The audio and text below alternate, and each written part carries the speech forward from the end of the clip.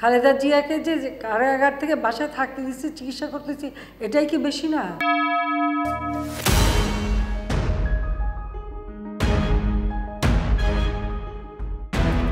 হ্যাঁ, এবার তিনি সেই বেগম জিয়ার অসুস্থতায় উদ্বেগ জানিয়েছেন, করেছেন দোয়া। বিএনপি নেত্রী দ্রুত সুস্থ হন এই কামনায় সৃষ্টিকর্তার কাছে প্রার্থনা করেছেন দিল্লিতে থাকা ক্ষমতাচ্যুত সাবেক প্রধানমন্ত্রী শেখ হাসিনা। ভারতের নয়াদিল্লিতে দেশটির বেসরকারি বার্তা সংস্থা ইন্দো এশিয়ান নিউজ এজেন্সির অনলাইনে এমন সংবাদ প্রকাশ হয়েছে, যেখানে দাবি করা হয় গণ অভ্যুত্থানে ক্ষমতাচ্যুত আওয়ামী লীগ নেত্রী শেখ হাসিনার কাছে ইমেইলে বিএনপি চেয়ারপারসন বেগম খালেদা জিয়ার অসুস্থতা ও হাসপাতালে নিরাপত্তা বাড়ানো প্রসঙ্গে তার বক্তব্য জানতে চাওয়া হয়। সেখানে শেখ হাসিনা বলেন, বেগম খালেদা জিয়া অসুস্থ হয়েছেন শুনে তিনি অত্যন্ত উদ্বিগ্ন। তিনি প্রার্থনা করেন বেগম জিয়া যাতে দ্রুত সুস্থ হয়ে উঠতে পারেন।